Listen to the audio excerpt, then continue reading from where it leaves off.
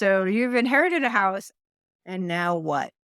Maureen Mahood, broker owner of Sell Your Home Charlotte, here in beautiful Charlotte, North Carolina, with Josh Lipack of Grabowski Law. And today we're going to talk about this thing called probate, which we'd really love to know. Has anyone gone through probate? What your questions are about it? We're going to go over it on a very high level, and maybe we'll dig in deeper if people have more questions. So, Josh, tell us a little bit. I even asked you before we started this, what does probate even stand for? Sure. So I guess we'll start there. What is probate? Essentially, after someone passes away, probate is the act of administering their estate through the clerk of court's office in the county where they passed away, where they were domiciled, where they lived. And that process is designed to determine who all the heirs are and how the assets should be split up. And then there's some filing fees with the courthouse as well. But that's just it in a nutshell. And we can dive in deeper, like you said, if people have questions on certain aspects of it. But I think the next question, or the question that you opened with, was what happens if you inherit a property? And the answer to that is probate, or typically is probate. Even though technically real estate is not considered a probate item, meaning it's not an item that needs to go through probate, it still needs to be probated to clear title in order to transfer clear title to any potential seller. So the steps that you have to go through in order to make that happen is you have to open the estate, and then you have to run a notice to creditors for at least 4 weeks. Once those two steps have taken place, you now can sell the property with clear title. You don't even have to finish probating the estate. So it's important to understand that takes at least 4 to 5 weeks to get the estate open and get that notice to run for 4 weeks.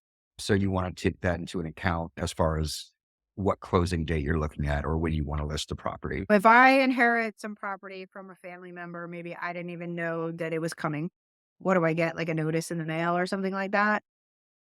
Somebody passes and then they're like, hey, your Aunt Susan left you the house. She didn't have a will. So you're the next person on the list. And now I have this house. It's hard to say if you're the closest relative and you're not even aware. It's hard to say that the estate would actually end up being probated in that case, unless they had a will and an attorney and someone to reach out to you and to let you know that this has happened. But in a similar scenario, if you inherit a house, yes, that would be your next step to probate it. The only Okay. time, So if I inherited the house, it's my responsibility then to go through probate before I sell it. I can't just maybe decide to sell it. Maybe. maybe if you're the only heir, Yeah. then no one's going to do it for you. You're going to be the one who probably engages an attorney. And by the way, probate is the same process, whether you have a will or not. It's just a little That easier to figure these things out when there is a will that dictates where everything should go and to whom. But yeah, if there's multiple heirs, it may be someone else that's administering the estate. I have a few friends that actually go out and they do this thing called wholesaling. And so they like to go identify houses that have multiple heirs, and then they offer them some money for the house. And then they have to get all the heirs to off on it in order to buy the house from them. And Mhm. that so in the state of North Carolina, if somebody dies, what's the succession? Let's say somebody had like a bunch of children and cousins or grandkids, or what's if you don't have a will, how do you know who the house goes to?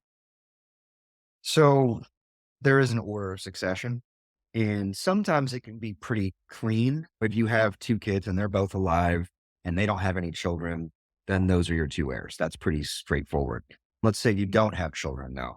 Then we're going to start looking at who out on your same line in the lineage is still alive, your siblings. And then if any of them have predeceased you, then who are their heirs? That's when it can get complicated.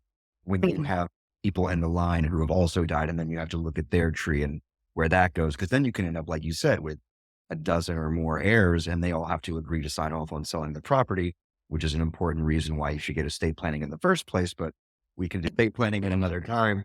But yeah, that can get very complicated. And I have a file I'm working on right now where there's about 18 heirs, and we're trying to get everybody on board to sign. And it's a lot of work, and it costs a lot of money too when that's the case. So it's not an ideal situation. Okay, so then the heirs are going to take that money from the proceeds to pay you, or they have to come when you sell the house, then When you say it costs a lot of money, they have to hire an attorney. Everybody pays, or I should say it can cost a lot of money. If okay, it's a long time to get everybody together, then it's going to cost more money. If everybody's easy to reach, so sometimes okay, it's easy and straightforward, sometimes not so much. And you could set that up either way, where you pay through the proceeds at closing or up front. up front. It's hard to get 18 people to even split a check at dinner. I can't even imagine. Usually there's one person who gets the ball rolling, and they're the person who engage us. Okay. And then, so I think I hear what you're saying is that the best way to avoid having to have these situations, arguments, or clusters of people, and to pay less money is to take care of it before you die. So if I have a will and I say, okay, because I don't have any children, I want my houses to go to these people, and this person's the executor of my, then it goes through probate, but it's super fast, much faster and less costly, maybe. Yes, technically, it's because, like I said, real estate's not a probate item. It's just that you need that process to make sure title's clear, to make sure that there isn't sufficient debt in the estate where the property would have to be pulled into the estate to cover the debt. Because Ah, technically, real property, real estate transfers ownership to the heirs automatically the moment someone passes away. You don't even need a deed necessarily. So that's why it's not really considered a probate item. And then actually, in certain circumstances, you wouldn't even need to do probate. When a married couple own a property together, they have rights of survivorship. So okay. if you die, your spouse now owns the property outright, and there's no need for probate to clear title whatsoever. Okay. That makes sense. Wow. This is a lot. And I know It's a lot. That's why I said we could probably do multiple videos on this. people are going to have a lot of opinions on this, and they're going to have questions. And it's something I think a lot of families go through more times than you want to think about. It happens to everyone, realistically. Eventually. Yeah. If you have Someone a, you're related to will die at some point. yeah. The other question I had too, because I'm learning a lot. So you said it's not a probate thing, and then they have to pay down like the estate debt.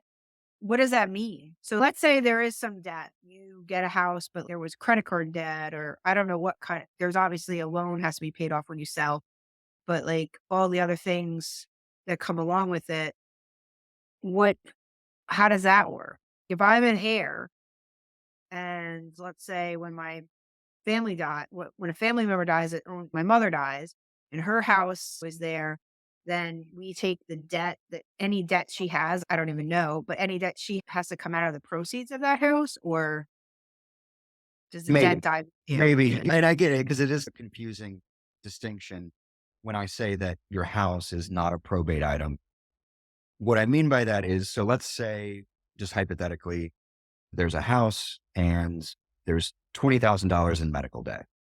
Now, if they had enough money in their bank account or in stocks or in other assets to cover that $20,000 in medical debt, then the house stays out of probate. If they had no cash on hand, no other liquid assets, no other assets that could be sold and cover that debt, then the house is brought in and considered a probate item so that the proceeds can first cover that debt and then go to the heirs. Or Okay, so that's what they mean when they say clear probate. correct. And that's why you now have clear title, because you've established after that notice to creditors is run that you can move the house out of the estate and it doesn't need to be brought in. Sense. Okay. A light bulb just went off.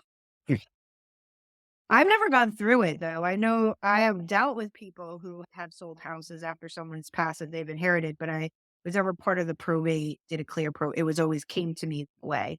Okay, we're done. We can sell the house now. Okay. I'm sure this just opened up a big can of worms, and people, if you have questions or comments, please put them below. You can always reach out to Josh with any legal questions. I don't know anything about probate because I'm not a lawyer, but I can help you sell your house. I help people buy and sell houses in North Carolina. Maureen Mahood, broker owner of Sell Your Home Charlotte, and Josh, sign yourself up. Josh Lipack with Grabowski Law here in South Park, Charlotte. All right. And everybody, please and subscribe. And we are going to try and bring you Ask a Lawyer videos once a week. All right. Thanks. Bye.